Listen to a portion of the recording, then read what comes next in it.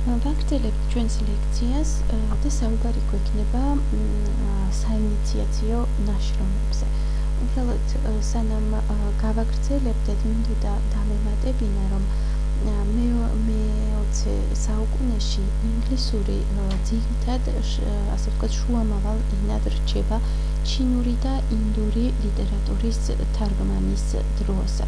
მაგალითად, როდესაც ანდრე ჟიდი რაბინდრანათ ტაგორეს ლირიულ საჩუქარს თარგმნის, ის ამ თარგმანს ასრულებს არა ბენგალიური ენიდან, არამედ მისი ინგლისური ვერსიიდან, რომელიც თავად ავტორის გაკეთებული. ეხლა შეიძლება ითქვას, რომ ფრანგების აზრი ინგლისელებზე შეიქმნა ბეა ლუის დე მურას ნაშრომით წერილები ფრანგებზე და ინგლისელებზე, ანუ lettres sur les anglais et les français, რომლებიც 1698 წელს დაიწერა და 1725 წელს გამოიცა, ანუ საკმაოდ გვიან მისი დაწერის თარიღთან მიმართებაში. ამ ნაშრომს რუსომ თავისი ანოტაციები დაამატა, თუ როგორ ესახებოდა მას ინგლისის სურათი. ვოლტერის ფილოსოფიურმა წერილებმა, ანუ lettres philosophiques 1724 წელს გამოიცა, მან ხელი შეუწყო იმ ტოლერანტულობის და ასე ვთქვათ თავისუფლების იდეების გავრცელებას, რომელიც ინგლისში მეფობდა. ანუ ფაქტიურად ინგლისში იმ პერიოდში ინგლისში გამეფებული ფაქტიურად ტოლერანტულობის იდეების გადმოტანა და გავრცელება შეუწყო ხელი საფრანგეთში. თავისი მნიშვნელობით ის მხოლოდ შეიძლება შეედაროს მადამ დე სტალის ნაშრომს, რომელიც ჩვენ უკვე ვახსენეთ, ეს არის გერმანიის შესახებ, რომელიც 1814 წელს გამოვიდა და კიდევ შეიძლება ასე ვთქვათ შეედაროს ნაშრომს, რომელმაც ფრანგებს გერმანული მდიდარი კულტურა, ასე ვთქვათ, გააცნო, ანუ ფაქტიურად გერმანიის შესახებ ითვლება ფუნდამენტურ ნაშრომად, რომელმაც პირველად, ასე ვთქვათ, აუხილა ფრანგებს თვალები გერმანიის კულტურის შესახებ. ჰაინეს, ედგარ კინეს და ეჟენ ლერმინიეს სურდათ ამ ნაშრომისთვის შეემატებინათ კიდევ თავიანთი დამატებითი აზრები და დამატებითი ცნობები. კიდევ ერთი მნიშვნელოვანი აღმოჩენა მოხდა სიმბოლისტი წერლებისთვის. ეჟენ მელქიორ დე ვუგუეს რუსული რომანი 1886 წელს გამოდის და მან ფრანგებს გააცნო დოსტოევსკი და ტოლსტოი. ეჟენ მელქიორ დე ვუგუე იყო ფრანგი დიპლომატი და ლიტერატორი. ის დიპლომატიურ სამსახურს ტოვებს, რათა ასე ვთქვათ, მთლიანად დაუთმოს თავი ლიტერატურას. და მის შემოქმედებაში რუსული რომანი, ანუ ეს ნაშრომი, გადამწყვეტ როლს შეასრულებს საერთოდ ამ საუკუნეში ლიტერატურის ისტორიის განვითარების თვალსაზრისითაც, ვინაიდან ის ფრანგებს აზიარებს რუსულ კულტურას და მას ამის გამო აკადემი ფრანსეზში აირჩევენ. ორ მსოფლიო ომს შორის პერიოდში გერმანელი ესეისტი და ჟურნალისტი ფრიდრიხ ზიბურგი გამოსცემს ნაშრომს, რომელსაც შეგვიძლია გადავთარგმნოთ შემდეგნაირად ღმერთი საფრანგეთში, რომელსაც შემდეგნაირი სათაური აქვს ღმერთი საფრანგეთში და რომელსაც შემდეგ ფრანგები გადათარგმნიან, ასე ვთქვათ, ცოტა იყოს სასიცილოდ, ანუ შემდეგი სათაურით Dieu est-il français, ანუ ღმერთი ფრანგია, ასე ვთქვათ, და ანუ ფაქტიურად ამ სათაურს მიუსადაგებენ ფრანგულ ადაპტაციას გააკეთებენ ამ სათაურის. და ასე ვთქვათ, საკმაოდ ირონიულ სურათს აჩვენებს ფრანგებს საკუთარი თავის, ასე ვთქვათ, ირონიულ სურათს წარმოაჩენს. მე-18 საუკუნეში ანტუან იარტი, რომელიც ცნობილი არის როგორც აბატი იარტი, გამოსცემს ნაშრომს ინგლისური პოეზიის აზრი, ანუ idée de la poésie anglaise ამ სახელწოდებით და რომელიც იმ დროს გამეფებულ წინასწარ შექმნილ უარყოფილ, ასე ვთქვათ, აზრს ამ ქვეყანაზე, ანუ იმ თვალსაზრისით იყო თანაც ეს მნიშვნელოვანი, რომ ჯერ უცხოურ ლიტერატურას, უცხოური ლიტერატურის ირგვლივ შემოაქვს ნაშრომი და მეორეს მხრივ, ანუ ფაქტიურად აი წინასწარ გამეფებულ აი უცხო ქვეყანაზე ეს ნაშრომი ამ თქვათ გაამყარებდა ან დაანგრევდა. და ეს ნაშრომი წარმოადგენს ძირითადად ეს არის ინგლისელი პოეტების თარგმანი, პოეზიის თარგმანი. და რაც შეეხება იარტს, უნდა უბრალოდ აღნიშნოთ, რომ ის იყო ფრანგი პოეტი, ლიტერატორი და ასე ვთქვათ, ლიტერატურის კრიტიკოსი, მთარგმნელი და ის იყო სამარტ დუ ვივიერის მღვდელი და ძალიან განათლებული ეკლესიური პირი. და მისი ამ ნაშრომის სრული დასახელება ხედავთ თქვენ ეკრანებზე, ანუ idée de la poésie, ანუ ხედავთ რომ ხელნაწერი აქვს idée de la poésie anglaise ou traduction des meilleurs poètes anglais qui n'ont point encore paru dans notre langue, contenant les poésies de Buckingham, Addison, Rochester, Swift et autres, avec un jugement sur leurs œuvres, sur leurs ouvrages, un grand nombre d'anecdotes et de notes critiques. Ну, ფაქტობრივად ქართულად შეგვიძლია შემდეგნაირად გადავთვალოთ დაახლოებით ინგლისური პოეზიის იდეა, ანუ ინგლისელი საუკეთესო პოეტების თარგმანი, რომლებიც ჯერ არ გამოცემულა ჩვენს ენაზე, ანუ ფრანგულ ენაზე და რაც მოიცავს ბუკინგამის, ადისონის, როჩესტერის, სვიფტის და სხვების ლექსებს, მათ ნაწარმოებებს მსჯელობებს, ანუ მათი ნაწარმოებების განხილვას და ბევრ სასაცილო ამბავს და კრიტიკულ შენიშვნას. ანუ ეს გამოდის 1753 წელს. Überis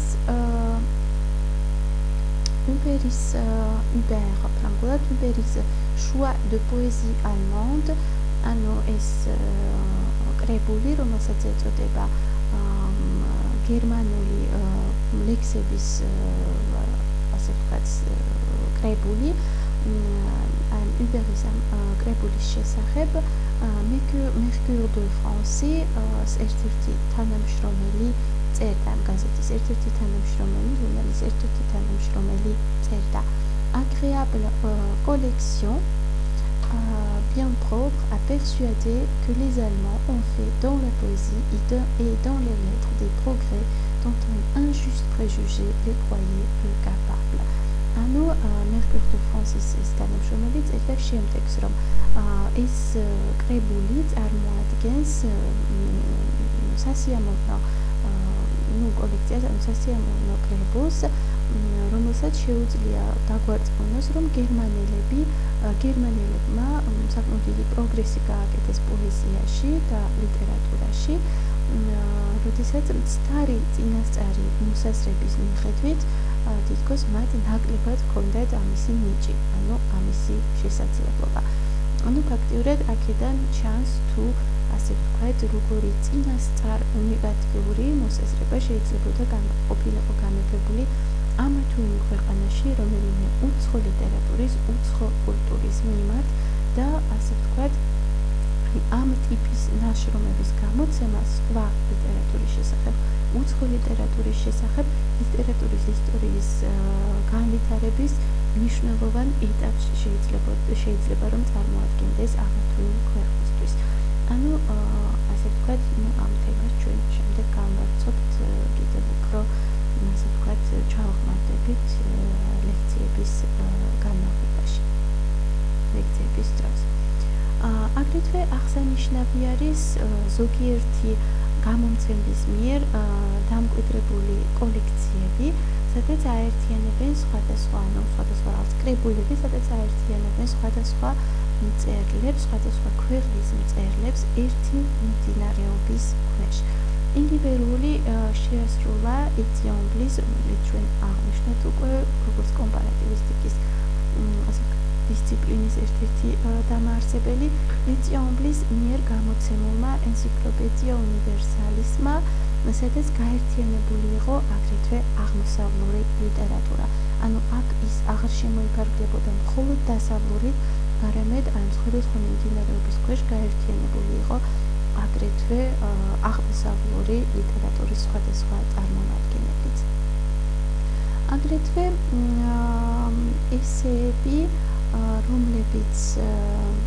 რომლებიც გამოიცემა და რომლებიც იპყრობენ საზოგადოების ყურადღებას უცხოურ მწერლებზე. ანუ ამ ტიპის ესეებიც არის საკმაოდ მნიშვნელოვანი ლიტერატურის ისტორიის განვითარების თვალსაზრისით და კომპარატიული კვლევისთვის. ასეთი არის მაგალითად ჟიდის დოსტოევსკი, ჟიონოს მელვილის მისასალმებლად, ესეთი არის მალროს წინასიტყვაობა ფოლკნერის თარგმანზე, ფოლკნერის სანქტუარი, ანუ ტაძრის თარგმანზე, რომანის თარგმანზე, კურტიუსის ბალზაკი და აგრეთვე მისი პრუსტი და რომელთაც შეგვიძლია აგრეთვე მივუმატოთ სადოქტორო ნაშრომები, რომლებიც მიეძღვნა ამ თუ სხვა ქვეყნის ლიტერატორს. ანუ სხვა ქვეყნის მწერალს, ანუ ვთქვათ, შეგვიძლია დავასახელოთ რობერ მინდერის ლუდვიგ ტიკი, ან კიდევ ალბერ ბეკვლინის რომანტიკული სული და ოცნება.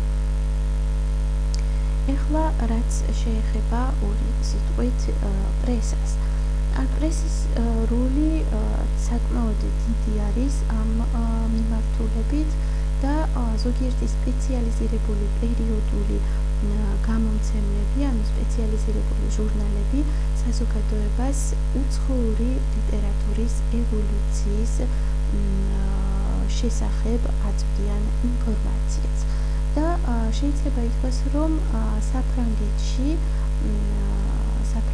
მხოლოდ 1754 წელს, ანუ ფაქტობრივად მე-18 საუკუნის შუა პერიოდში ჩნდება პირველი სპეციალიზირებული პერიოდული ჟურნალი, ანუ პერიოდული გამოცემა, რომელსაც ეწოდება ჟურნალ ეტრანჟე, ანუ უცხოური ჟურნალი, რომ გადავთარგმნოთ, და რომელიც უცხოურ ლიტერატურას უთმობს ყურადღებას. ანუ ეს არის პირველი ჟურნალი, რომელიც თავის ყურადღებას გაამახვილეს მთლიანად უცხოურ ლიტერატურაზე და როდესაც ვთქვათ განსხვავებით წინა პერიოდისგან, ანუ რატომ არის კიდევ ეს ფაქტი მნიშვნელოვანი, რომ როგორც თვითონ ასე ვთქვათ ფრანგი კრიტიკოსები ამბობენ, ამ პერიოდამდე La France se suffit à elle-même, ანუ საფრანგეთს საკუთარი თავი აკმაყოფილებს. ანუ საფრანგეთს აკმაყოფილებს საკუთარი ლიტერატურა, საკუთარი კულტურა და მას არც კი სურს, რომ თვალი შეავლოს თუ თვალი გადაავლოს, თუ რა ხდება და რა ვითარება არის უცხოეთის სხვა ქვეყნებში. და ეს ჟურნალი იფუნქციონირებს დაახლოებით 4 წლის განმავლობაში, შემდეგ კი ისევ აღდგება 1760-1762 წლებში. რაც შეეხება მის დამაარსებლებს, მისი დამაარსებლები არიან აბატი ბაღნო და სუარი, რომელიც მომავალი აკადემიკოსია და შემდგომში ისინი დაარსებენ აგრეთვე ამ ჟურნალის გარდა ისინი დაარსებენ გაზეთ Littéraire de l'Europe, ანუ გაზეთის გარდა დაარსებენ აგრეთვე გაზეთს, რომლის სახელწოდებაც არის ევროპის ლიტერატურული გაზეთი, ანუ ეს არის 1764-66 წლები და ჟურნალ ეტრანჟე განაცხადებს, რომ მას სურს, ანუ ეს უცხოური ჟურნალი განაცხადებს, რომ მას სურს და თქვენ ხედავთ ეკრანზე, სანამ გადავიდოდეთ ამ განცხადებაზე, უბრალოდ შეეხება თავად სიუარის მის შესახებ გრიმი ამბობს, რომ შემდეგ სიტყვებს il est peu d'hommes de lettres plus capable aujourd'hui que lui de partager utilement les travaux de l'académie. Il est rare d'avoir l'esprit plus fin, le goût plus exercé, une connaissance plus parfaite des ressources et des difficultés de notre langue. ასე ვთქვათ, სიუარის შესახებ, რომელიც საკმაოდ ისეთი პიროვნება იყო, ანუ მას აკადემია ფრანსესშიც აირჩევა, მაგრამ ის იყო საკმაოდ ისეთი ასე ვთქვათ, ნონკონფორმისტი პიროვნება და ლიტერატორი და რომელზედაც ამას უბრალოდ მე ლექციების დროს ვიტყვით და რომელზედაც ფრიდრიხ მელქიორ გრიმი წერს შემდეგ სიტყვებს. დღეს ცოტა ლიტერატორია, ვისაც სიუარიზე უკეთ შეუძლია აკადემიის ნაშრომების სასარგებლოდ, ასე ვთქვათ, სარგებლიანად მოხმარება თუ გაზიარება, იშვიათია ასეთი დახვეწილი გონება, განვითარებული გემოვნება, ჩვენი ენის რესურსების და სიზნელეების უკეთ ცოდნა. ანუ ფაქტობრივად ეს არის ის პატარა დახასიათება, რომელიც გვინდოდა რომ მოგვეწოდებინა სიუარის შესახებ. და ახლა რაც შეეხება ჟურნალ ეტრანჟეს, ის ამბობს, რომ ეს არის თვით გრიმის პორტრეტს ხედავთ თქვენ ეკრანებზე და რაც შეეხება ჟურნალ ეტრანჟეს, ის განაცხადებს შემდეგს. ფრანგულ ენას მას სურს, რომ ფრანგულ ენას დაუახლოვოს, ანუ ფრანგულ ენაში შეიტანოს მთელი სამყაროს ლიტერატურული სიმდიდრეები, რათა გააცნოს თანამემამულეებს ის ტალანტები და ხელოვნება, რომელიც წინასწარი ცუდი განწყობის და იგნორირების შედეგად ყოველთვის უარყოფილი იქნა და საგანადო დაფასება არ ქონია საზოგადოებაში. ანუ აქ ხედულობაში არის საფრანგეთი და ბოლოს, რათა მოახდინოს, ანუ ჟურნალს სურს, რომ ამ გაზეთს სურს, რომ მოახდინოს გონების სიმდიდრის ცირკულირება იმ თანამედროვე ენის საშუალებით, ანუ თარგმანის სახით, ანუ თარგმანი გულისხმობა ამ შემთხვევაში ფრანგულ ენაზე თარგმანი, რომელიც თითქმის უნივერსალური გახდა. ანუ ერთის მხრივ საინტერესო არის აქ იმ ფაქტის აღნიშვნა, რომ წინასწარ ცუდი განწყობის და იგნორირების შედეგად ყოველთვის უარყოფილ იქნა. ანუ ფაქტიურად ამ განცხადებაში უკვე ჩანს, რომ თუ რამდენად შესაძლებელია, რომ ცუდი, ასე ვთქვათ, განწყობა ყოფილიყო გამეფებული სხვა, ანუ უცხო ლიტერატურის